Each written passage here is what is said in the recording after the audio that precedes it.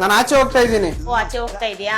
ಹಂಗಾದ್ರೆ ಈ ಕಾಸು ತಗೊಂಡೋಗಿ ಬ್ಯಾಂಕ್ ಕಟ್ಬೇಕಂತೆ ನಿಮ್ಮ ಅಣ್ಣ ಹೇಳ್ದ. ಮಾ ಅಣ್ಣನ್ ಕೆಲ್ಸ ಅಣ್ಣಂಗ್ ಮಾಡ್ಕೊಳಕ್ ಹೇಳು, ನಂಗೂ ಬೆಜ್ಜನ್ ಆಚೆ ಕೆಲ್ಸಗಳು ಇರುತ್ತಮ್ಮ. ನನ್ ವಾಚ್ ಅಲ್ಲಮ್ಮ. ನಿನ್ ವಾಚ್ ನಿಮ್ ಅಣ್ಣ ಹಾಕೊಂಡ್ ಹೋದ. ನಿಮ್ ಅಣ್ಣನ ವಾಚ್ ನಲ್ಲಿ ಸೆಲ್ ಇಲ್ವಂತೆ, ನೀನ್ ಹಾಕ್ಸ್ಬೇಕಂತೆ. ಅಮ್ಮ ನನ್ ಶೂ ಎಲ್ಲಮ್ಮ? ನಿಮ್ ಅಣ್ಣ ಹಾಕೊಂಡ್ ಹೋದ. ಏನಮ್ಮ ಎಲ್ಲಾರ ಮನೇಲಿ ಅಣ್ಣಂದು ತಮ್ಮ ಹಾಕೊಂಡ್ ಮೆರೀತಿದೆ, ನಮ್ಮನೇಲೆಲ್ಲ ಉಲ್ಟಾ. ಮಾ ಗಾಡಿ ಅಲ್ಲಮ್ಮ. ನಿನ್ ಗಾಡಿ ನಿಮ್ ಅಣ್ಣ ತಗೊಂಡೋದ. ನಿಮ್ ಅಣ್ಣನ್ ಗಾಡಿನ ಸರ್ವಿಸ್ ಬಿಡ್ಬೇಕಂತೆ. ಅದಕ್ಕೆ ಅಣ್ಣಂಗೆ ಎಷ್ಟ್ ಸತಿ ಹೇಳ್ತೀನಿ ಸೆಕೆಂಡ್ಸ್ ಗಾಡಿ ತಗೊಂಬೇಡ ಅಂತ. ನಮ್ಮಣ್ಣ ಮಾಡಿದ ತಪ್ಪು ನೀವು ಮಾಡಕ್ ಹೋಗ್ಬಿಡಿ.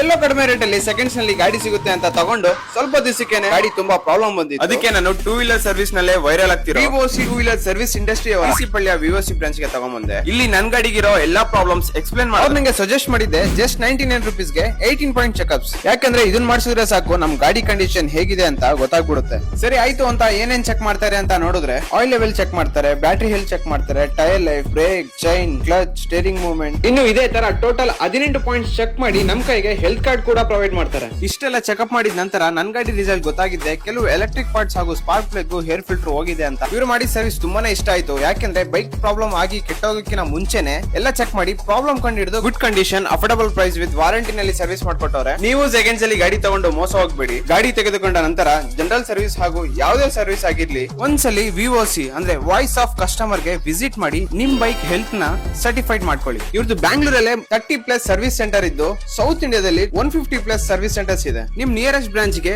ವಿಸಿಟ್ ಆಗೋಕಿನ ಮುಂಚೆ ನಾನ್ ಕೊಟ್ಟಿರೋ ವಾಟ್ಸ್ಆಪ್ ನಂಬರ್ ಗೆ ಪ್ರಿಯರ್ ಆಗಿ ಬುಕ್ ಮಾಡ್ಕೊಳ್ಳಿ. Think two wheeler service, think ವಿವೋಸಿ.